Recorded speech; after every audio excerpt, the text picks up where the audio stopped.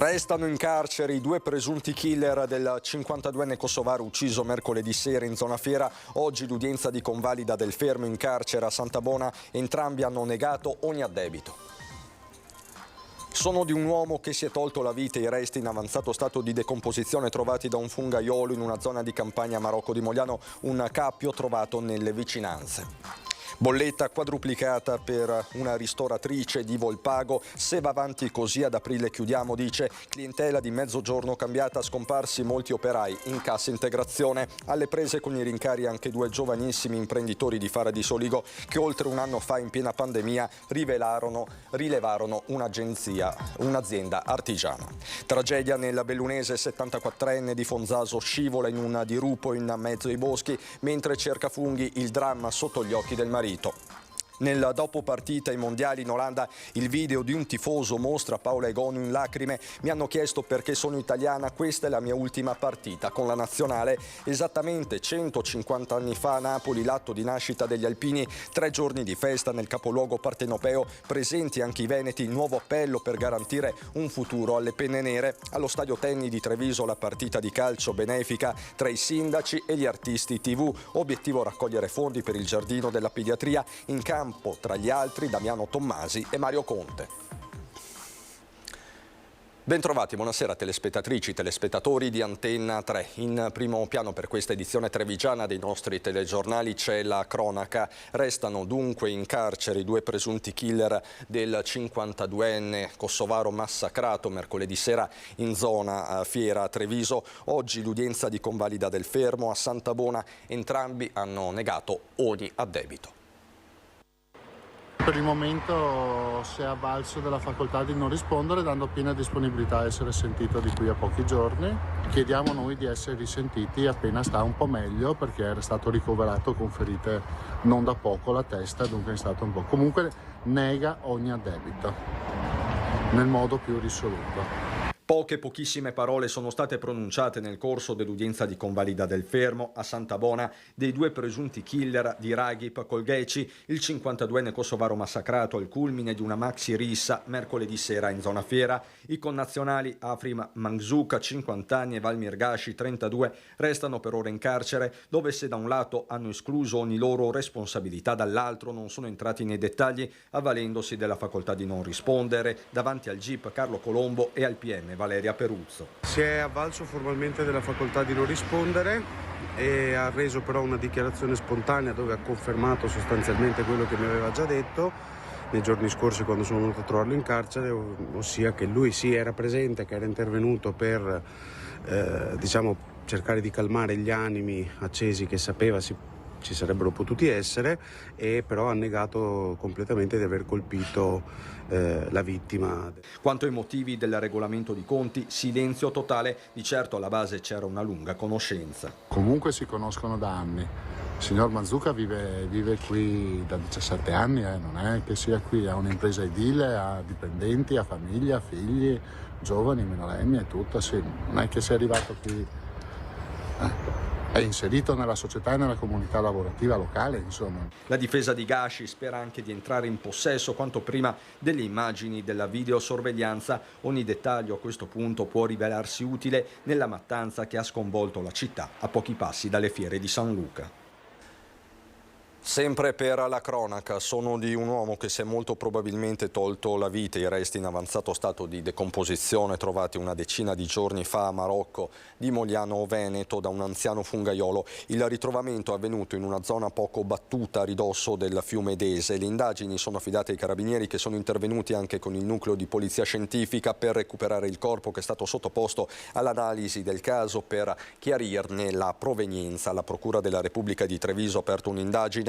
Gli inquirenti hanno chiarito che i resti appartenevano ad un uomo che si sarebbe quindi tolto la vita tempo fa, elemento che sarebbe emerso da un cappio rinvenuto non distante dallo scheletro. È ancora in corso l'identificazione della salma da parte dei carabinieri, si cercano riscontri tra le denunce di scomparsa presentate nell'ultimo anno.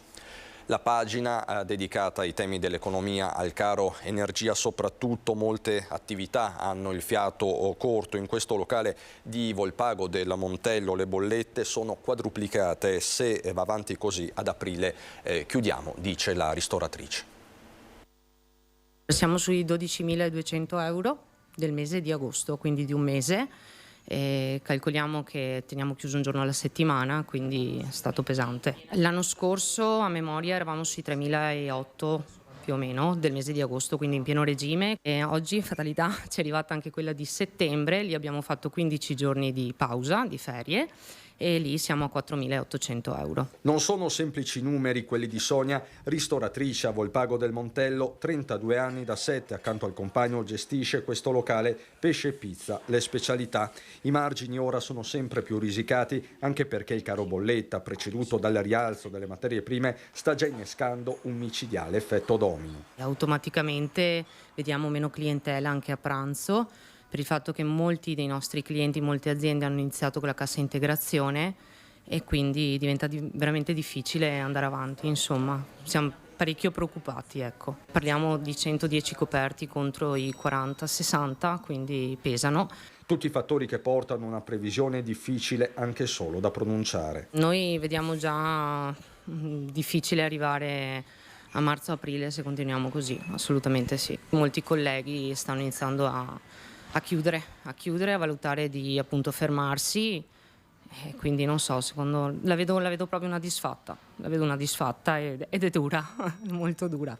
Inevitabile guardare a Roma e al nuovo esecutivo, il messaggio di Sonia è forte e chiaro. Di aiutarci perché siamo persone che vogliamo lavorare, abbiamo tenuto duro questi 2 anni di Covid che sono stati duri per tutti e insomma noi ce la mettiamo tutto a livello fisico, però ci devono essere e darci una mano, o almeno verificare insomma che le cose non vadano oltre un limite non più sostenibile, ecco. Alle prese con i rincari anche 2 giovanissimi imprenditori di Fara di Soligo che oltre un anno fa, in piena pandemia, rilevarono un'azienda artigiana. Sicuramente invidio chi questi pensieri non li ha, quindi magari dietro un banco di scuola saremmo stati più tranquilli, però assolutamente non tornerei indietro e sono felice così. Per Veronica e Bruno Francesco nessun pentimento per la scelta fatta oltre un anno fa, quando in piena pandemia, a soli 20 anni, hanno deciso di lasciare l'università per rilevare un'azienda artigiana che produce girarrosti a Col San Martino. Prima la sfida con un lavoro e un'avventura imprenditoriale nuovi, ora con i rincari dell'energia elettrica che indirettamente stanno pesando sulla loro produzione. Ma ne abbiamo risentito maggiormente nelle lavorazioni e nei servizi esterni e di conseguenza quindi nell'aumento delle materie prime che ci venivano vendute. E se si parla di percentuali rispetto all'anno scorso sarà un 30% più o meno, rispetto a 2 anni fa e quindi alle fatture e ai dati con cui ci siamo potuti confrontare della precedente attività, anche un 50-60%. Veronica e Bruno Francesco stringono i denti pur di non far ricadere questi aumenti sul cliente finale. Lui affronterà un rincaro che è minore rispetto a quello che è reale, perché se no appunto si va a sforare il prezzo di mercato. Ad aiutarli in questo l'assenza di costi aggiuntivi. In questo momento non abbiamo dei costi aggiuntivi, però ci sono i pro e contro, perché come ha detto lei ovviamente si va a togliere parte del guadagno personale. La pagina politica con l'elezione a Presidente della Camera del veronese Lorenzo Fontana, originario in parte anche del Trevigiano, la mamma è di Pederobba, una elezione che divide i veneti. Un altro veronese, il sindaco Damiano Tommasi, auspica che svolga il nuovo ruolo in maniera istituzionale.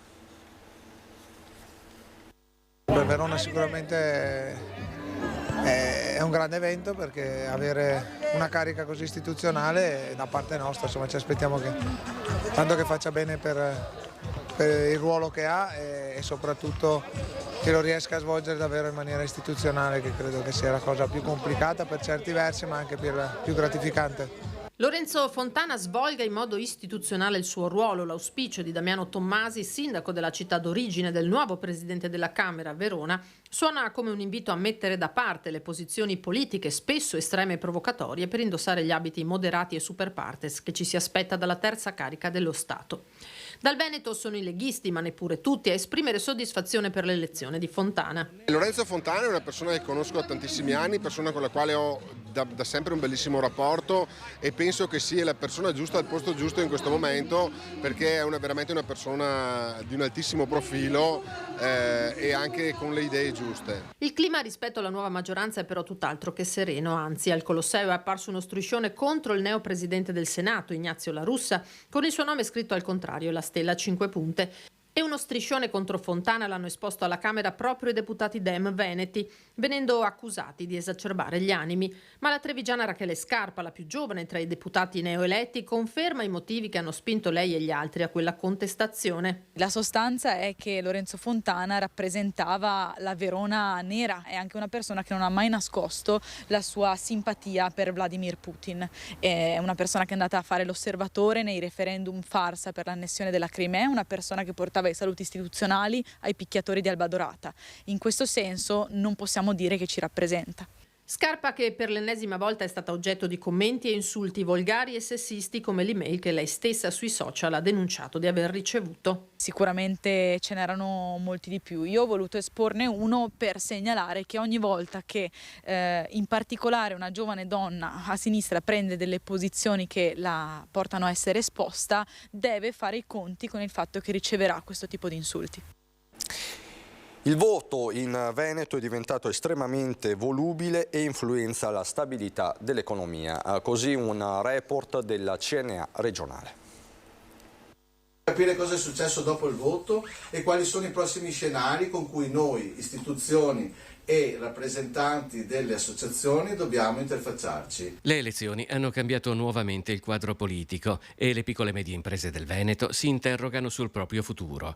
Ma il recente successo di Fratelli d'Italia non deve stupire in una regione passata dal voto stabile al Partito Popolare prima e alla Democrazia Cristiana poi, al sostegno delle varie figure carismatiche che si susseguono dal 1994, Berlusconi, Bossi, Renzi, Grillo, Salvini e ora Meloni, una scelta che per il Veneto non manca di risvolti economici. In una fase economica oltretutto che è in piena rivoluzione e che richiede progetti di largo respiro, alleanze vaste, obiettivi concreti, altrimenti si rimane indietro, come il Veneto sta rimanendo indietro, ad esempio venendo ormai scavalcato da qualche anno dall'Emilia.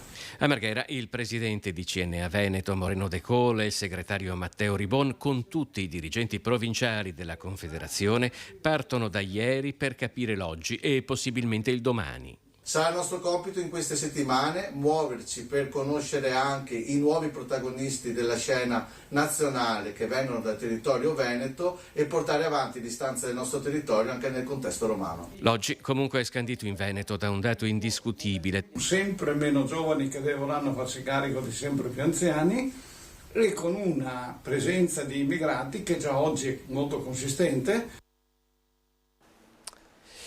Dal prolungamento della 27 alla Pedemontana, passando per i nodi ferroviari, presentato in Camera di Commercio a Treviso il libro bianco delle infrastrutture. Serve uno sforzo di programmazione, dice l'assessore ai trasporti De Berti. Tra le priorità è stata confermata la necessità di realizzare l'alta velocità sia lungo il corridoio del Brennero ma anche lungo il corridoio mediterraneo. È emersa la necessità dei collegamenti ferroviari agli aeroporti sia di Verona che di Venezia. Sappiamo che Venezia è già in corso e verrà realizzato per le Olimpiadi, invece con l'aeroporto di Verona abbiamo un protocollo con RFI per la progettazione e dopo successiva realizzazione. Addirittura con RFI si parla di un collegamento ferroviario anche al lago di Garda. Strade ma anche ferrovie, poli logistici e banda larga. C'è tutto questo nel libro bianco delle infrastrutture presentato in Camera di Commercio a Treviso. 15 le opere ritenute strategiche per il Veneto, alcune delle quali già avviate. Ovviamente il potenziamento della Padova-Bologna, dove presenteremo uno studio ad hoc tra non molto, che è pronto. Ovviamente il completamento della 4, la Pedemontana. Tra le opere condivise da Regione e associazioni di categoria, lo sbocco a nord, sempre attuale anche il nodo della Romea. sulla Bellunese, il prolungamento della 27, che sappiamo che è una partita difficile, che non dipende solo dal Veneto ma dipende anche dal governo nazionale e da governi internazionali, perché abbiamo comunque l'Austria, il Tirolo e la Carinzia che non sono favorevoli a questa infrastruttura. Abbiamo il potenziamento della Romea, tra le criticità la condividiamo, è un'altra delle infrastrutture assolutamente che deve essere risolta. Bisogna che adesso la classe politica che andrà a governare il nostro paese dia delle priorità dove investire e dove ovviamente ci sono già delle proposte. Ritorniamo alla cronaca. 4 le persone denunciate nella Marca dai carabinieri per truffa e lo scippo di una borsetta. Aveva portato via una borsa di valore con all'interno 100 euro nel parcheggio di un supermercato ad una 53enne di Zero Branco che stava caricando in auto la spesa. I carabinieri hanno denunciato per furto con destrezza in concorso una 26enne veneziana ritenuta responsabile dello scippo insieme ad un complice non ancora identificato.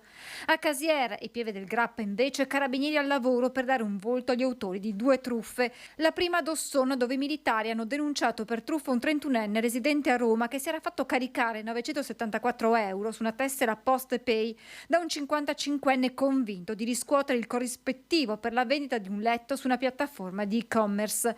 Dinamica simile a quanto accaduto a Pieve del Grappa. Qui i carabinieri al termine delle indagini hanno denunciato per truffa in concorso un 30enne e un 23enne, entrambi pregiudicati residenti in Campania, che si sono spacciati per operatori di un istituto di credito, riuscendo a raggirare un 45enne di Borso del Grappa, da cui si sono fatti accreditare su una carta prepagata ben 9.100 euro. Vi mostriamo adesso il video di un tifoso pubblicato poco fa dalla Gazzetta dello Sport che fa tremare i tifosi dell'Italvolley. È il dopo partita della gara che ha visto le azzurre conquistare il bronzo ai mondiali in Olanda. La stella cittadellese Paola Egonu, per anni faro dell'Imoco Conegliano, si avvicina a bordo campo e si rivolge al suo procuratore Marco Raguzzoni dicendo: non puoi capire, è la mia ultima in nazionale, mi hanno chiesto perché fossi italiana, sono stanca, uno sfogo che viene parzialmente rettificato dopo la premiazione, sono molto stanca adesso, potrei prendermi una pausa dalla nazionale, non dico però di lasciarla. Già in precedenza la Egonu aveva stigmatizzato i comportamenti razzisti nei suoi confronti nel corso della sua carriera, nel corso di questi ultimi anni.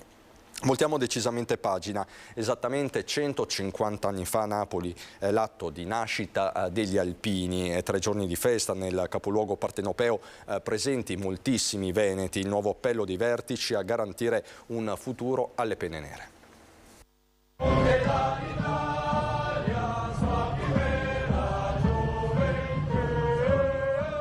Sì, gli alpini ci sono e vorremmo che ci fossero ancora, perché vedete, la memoria è l'elemento fondamentale di un popolo, la memoria è l'identità del popolo, senza memoria non c'è futuro. Il grido del presidente dell'ANA nazionale Sebastiano Favero risuona in una piazza del plebiscito in festa e tutta alpina. A Napoli la 3 giorni dedicata alle celebrazioni per i 150 anni di fondazione delle Penne Nere. A Napoli perché fu all'ombra del Vesuvio che il 15 ottobre 1872 Re Vittorio Emanuele II firmò il decreto che istituì i soldati da montagna dell'esercito italiano. 150 anni di storia passati attraverso il costante impegno degli alpini in guerra e in pace. E il numero 1 trevigiano dell'ANA nazionale ribadisce anche a Napoli la necessità di trovare una continuità. Negli anni e anche negli ultimi mesi non è mai mancata la richiesta di reintrodurre il servizio di leva o almeno una mini naia, un appello rilanciato anche a Napoli. In questa società, che è una società individualista, una società virtuale, noi abbiamo bisogno che anche i nostri giovani possano prendere contatto con i nostri valori. Per questo al nuovo Parlamento, al nuovo governo diciamo attenzione ai giovani, ma per i giovani bisogna portare quei valori, trasmettere quei valori che ci sono propri, che la nostra gente, che noi alpini siamo capaci di dare in ogni momento.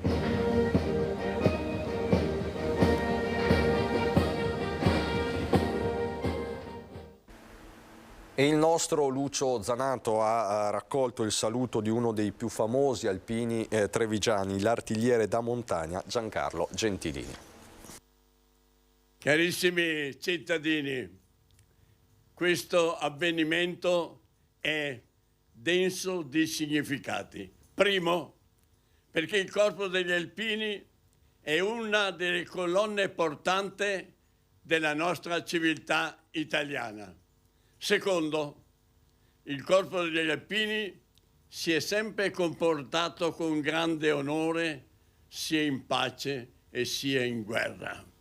Terzo, credo che il Corpo degli Alpini sia il vero portatore di tutti gli ideali e dei principi dei nostri avi, i quali hanno sempre amato Dio, patria e famiglia. Sindaci in campo per la pediatria allo stadio Tenni di Treviso, raccolti 48.000 euro per il nuovo giardino al circolo ospedalieri, pubblico numeroso e campioni d'eccellenza in campo. Diciamo che ce ne sono sindaci più in forma di me, però insomma darò tutto per questa partita, però diciamo che con il pubblico, con le associazioni abbiamo già vinto tutti. Cuori in campo allo stadio Tenni e spalti gremiti per la sfida tra nazionale sindaci, nazionale calcio, TV e social. Obiettivo: raccogliere fondi per realizzare un giardino sensoriale a disposizione anche dei piccoli pazienti del reparto di pediatria del Cafoncello. Personaggi TV capitanati da Moreno Morello, mentre i primi cittadini calano l'asso, il sindaco di Verona Damiano Tommasi. Che aspettative ha dai suoi compagni di squadra?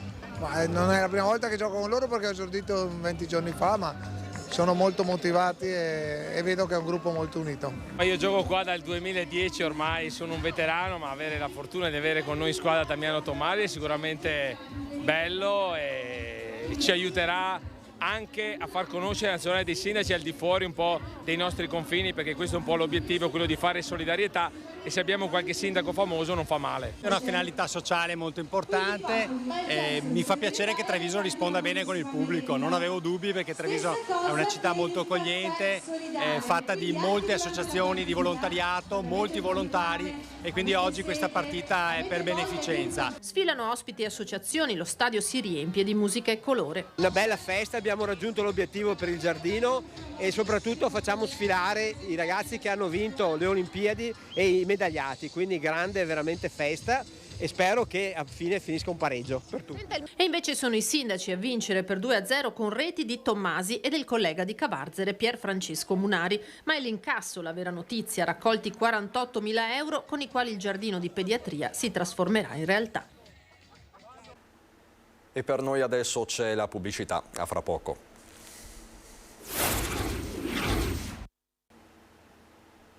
Di nuovo in diretta per occuparci di una gloria trevigiana. Nel bicentenario della morte di Antonio Canova, il Museo Civico di Bassano del Grappa omaggia l'artista con un'importante mostra celebrativa dal titolo Io Canova, genio europeo.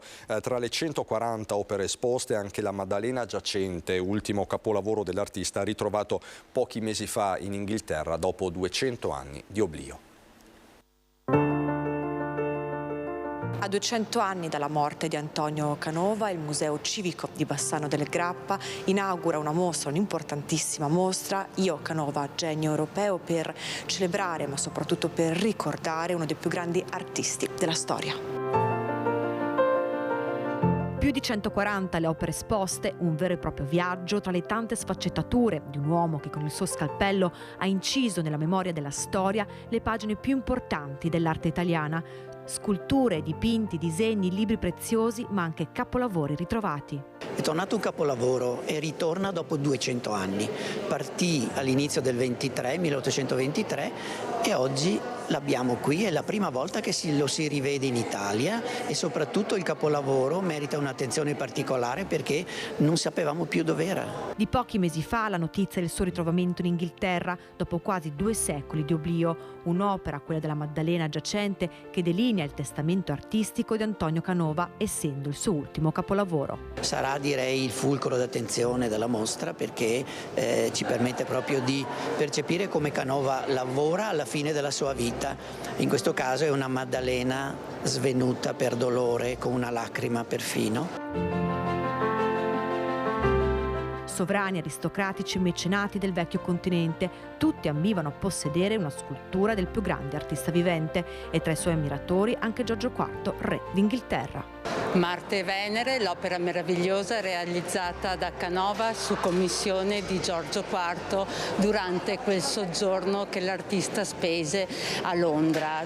Particolarmente significativa l'opera in questo periodo perché vediamo Venere che sta abbracciando Marte, il dio della guerra, appunto perché ci fosse pace nell'Europa.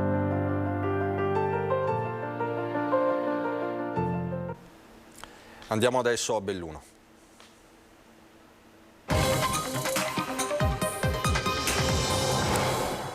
Muore sotto gli occhi del marito mentre cerca funghi. Tragedia a Fonzaso.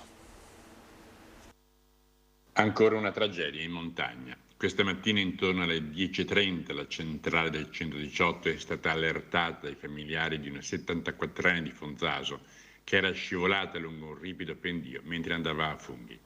A chiamarli il marito che l'aveva vista cadere a lato del sentiero. La coppia si trovava nei boschi sopra l'abitato di Agana. Lui faceva legna, lei era nei dintorni a cercare funghi quando l'uomo l'ha vista perdere l'equilibrio e iniziare a ruzzolare tra le piante. Disperato è quindi sceso per circa 200 metri chiamando i figli per avere aiuto. Scattato l'allarme, pur senza riuscire ad avere la posizione del luogo esatto, l'elicottero del SUEM di Pieve di Cadore ha iniziato a sorvolare la fitta vegetazione facendo fatica a individuare dove si trovasse la coppia.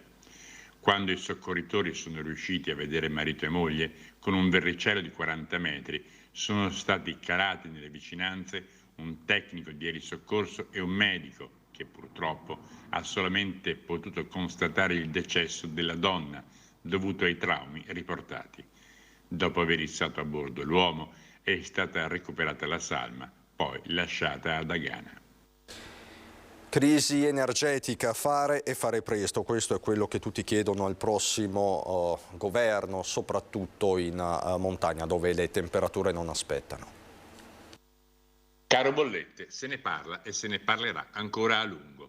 Ottobre è clemente, ma con l'arrivo dell'inverno le cose cambieranno e lo sa bene chi è sindaco di un comune di montagna. Le preoccupazioni sono tante, però ci sono tante persone che oggi non riescono a pagare le bollette che sono arrivate. Ne arriveranno delle altre, poi delle altre ancora. Quindi se sono riusciti a tamponare magari la prima bolletta, non è detto che ce la facciano fare con le altre. Noi a Calazzo faremo degli interventi anche che facciamo da anni sulle bollette proprio per venire incontro alle famiglie che non ce la fanno, però quest'anno dovremo mettere molte più risorse. Sindaco, ma anche coordinatore veneto della principale componente del prossimo governo.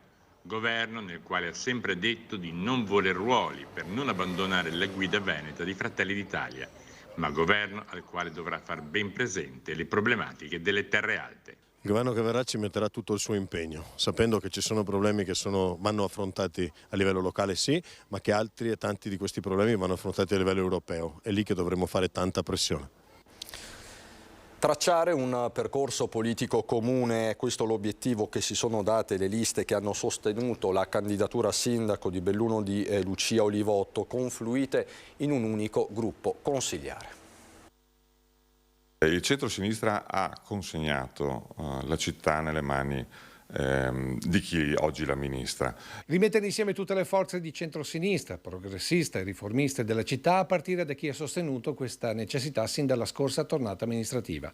Insieme per Belluno e Bene Comune, unite in un unico gruppo non solo in Consiglio Comunale, forti del consenso ottenuto che ha sfiorato il 20%, hanno avviato una serie di assemblee aperte a tutti per riallacciare quel legame dissolto tra cittadini e politica. E a partire dai temi concreti per la città, perché questa amministrazione già dimostra tutta la sua fragilità sia a livello politico sia a livello amministrativo. Noi crediamo che anche un po' questa disaffezione nei confronti della politica, quello che in maniera molto fluida e veloce viene definita come antipolitica, in realtà non sia antipolitica. Forse le persone devono essere ascoltate di più e devono essere coinvolte di più. E quindi focus su temi locali e nazionali che sono cari ai cittadini e che si riconoscono nella nuova progettualità. Dall'ambiente, la giustizia sociale, i bisogni delle persone, anche banalmente la questione delle bollette, il perché ci sono queste attività speculative sul gas e sull'energia. Quindi temi sia a livello locale però anche a livello nazionale. Non ho altri aggiornamenti da Treviso e Belluno, è tutto anche per questa edizione. Buon sabato sera, c'è il meteo.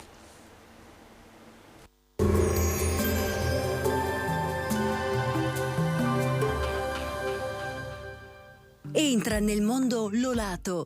Da oltre 40 anni un team di professionisti per migliorare la qualità della tua vita. Centro del piede con servizi di podologia. Laboratorio per la produzione di plantari e calzature su misura. Benvenuti al meteo. Pressione in ulteriore rinforzo, tempo dunque stabile e clima molto mite per il periodo. Vediamo il dettaglio di domenica 16 ottobre. Sul Veneto avremo un'alternanza di nuvole e rasserenamenti, con alcune nebbie di notte e in dissolvimento di mattina in pianura e nelle valli prealpine. Durante il giorno possibili addensamenti nuvolosi ma senza ulteriori conseguenze.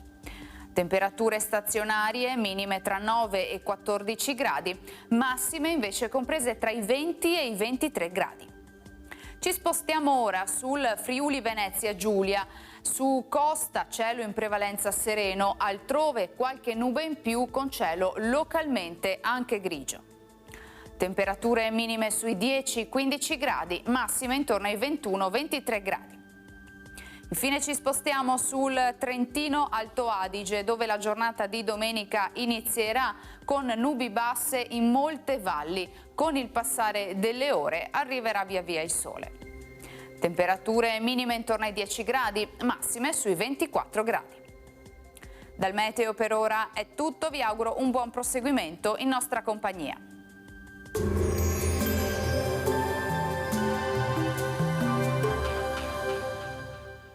Busti, tutori e protesi di arto personalizzati. Ortopedia e sanitaria Lolato. A Treviso e Montebelluna.